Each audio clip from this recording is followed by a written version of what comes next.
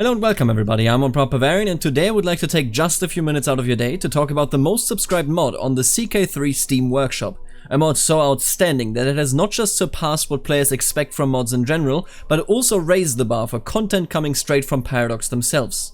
I'm of course talking about the Community Flavor Pack. The Community Flavor Pack brings clothing and hairstyles to your game that are of an utterly incredible quality and can enrich your experience no matter where you play. Every single asset in this mod is painstakingly modeled and always based on historical artifacts, so that at all times your immersion is improved rather than broken. There are, despite the game only being out for about 7 months, over 150 assets in this mod, believe it or not.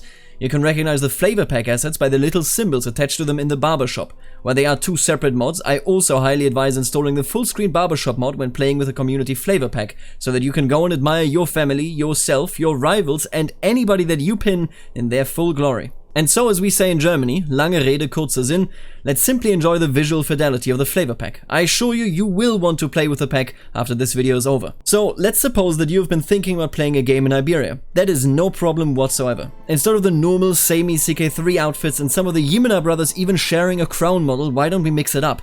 Among other Iberian things, the Flavor Pack comes with historical Iberian headdresses for women, fitting Iberian nasal helmet variations, as well as the historical crown of Aragon and the crown of Sancho IV of Castile.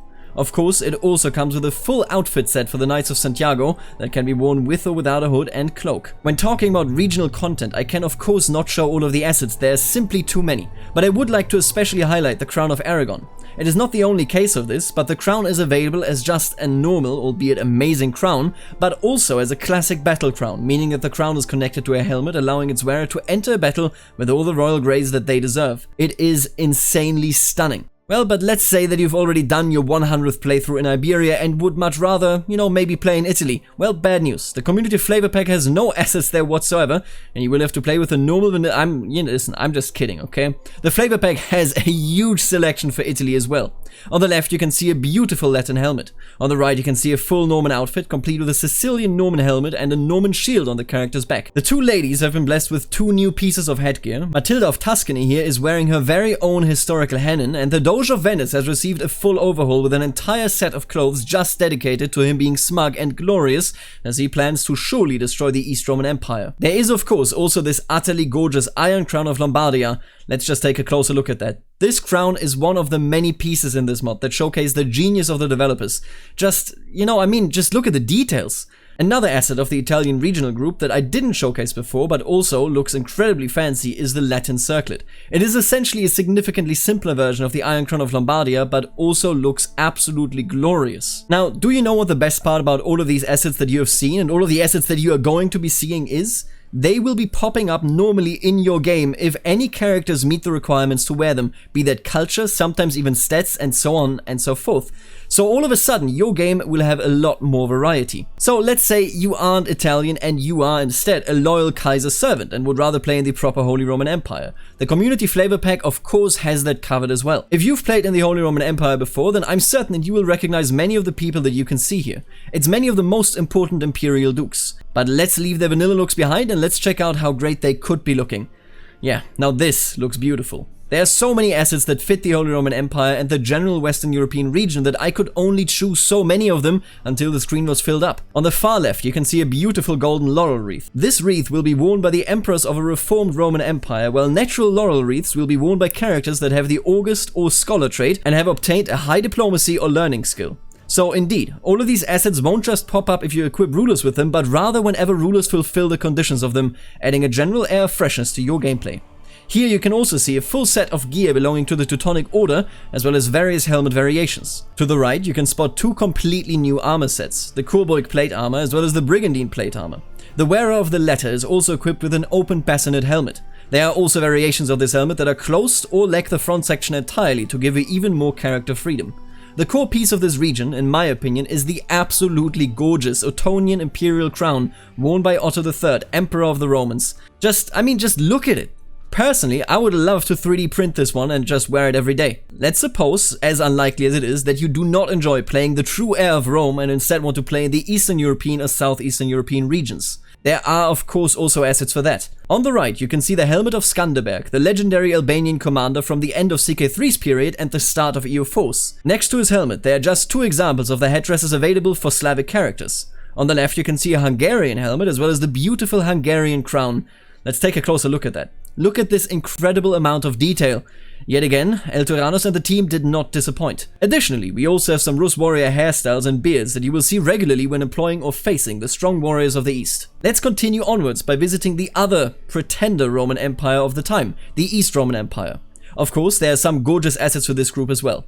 There is a variety of helmets available for the East Roman Empire as well as civilian heads such as the Skiadion pictured on the left. Fun fact, Vasilev's Konstantinos X is club-footed, and while most people will never see this in-game, we can clearly see it when using the full-screen barbershop as well, so definitely download that mod as well. That aside, let's simply admire the gorgeous crowns brought to the game by the community flavor pack. The Monomachos crown pictured here has an uncertain past as it was only unearthed in the 19th century in Hungary. We don't even truly know who wore it or whether it was worn at all, and one of the many origin theories states that it may have come to Hungary via the ransacking of Constantinople during the 4th Crusade, but the gorgeous art on it is something that simply cannot be admired enough.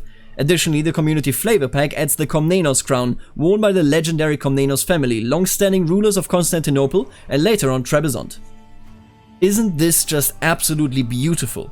Next, we have to talk about the steps. Folks there have received a variety of hairstyles as well as some beautiful hats. However, the key piece of all of it is this. A classic human helmet. As you can see, you can wear it as just an open traditional helmet or you can put on the mask. Nobody cared before you put it on, but maybe they will now. I absolutely adore this helmet and all the details that you can make out on it. Another region the pack is adding things to is Iran, and let me tell you one thing. This to me is some of the most impressive work. As you can see, there are armor variations as well as hats for everybody that is interested, but let's take a closer look at 2 of them in particular. The Iranian coot painted helmet is simply beautiful in its detail and truly showcases what is possible in a game like Crusader Kings 3. Make no mistake, this is history come to life. Just think about it. The dedicated 3D restoration of old artifacts like this helmet is no small task at all. Just 5 years ago it would have basically been impossible that a detailed look at old artifacts like this would be possible on your computer, in particular in a video game. In all honesty, I'm simply stunned by what has been done here. Another grand helmet is the Iranian leather helmet that isn't far behind the coot helmet in its detail and quality. Seriously, if you're not playing with this mod, you are missing out. And last but not least for today's showcase, I would like to take a look at assets appropriate for the Anglo-Saxons and the Norse. Their clash on the British Isles is of course renowned, and the Northern Lords pack has improved the selection available to Viking clothing already, but even here the flavor pack can add a lot. As you can see, in the most recent edition, ermine cloaks were added to the game, allowing you to look truly dapper.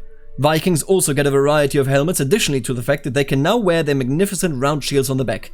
Let's take a closer look, however, at what Alfred the Great is wearing here. This is the Sutton Hoo helmet, found in Suffolk and dating back all the way to the 7th century. It is a complex artifact of Anglo-Saxon history and culture that also gives great safety to its wearer in battle.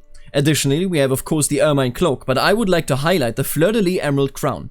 Now that there's so many different crowns, make sure that you only wear the ones that you truly like for your ruler.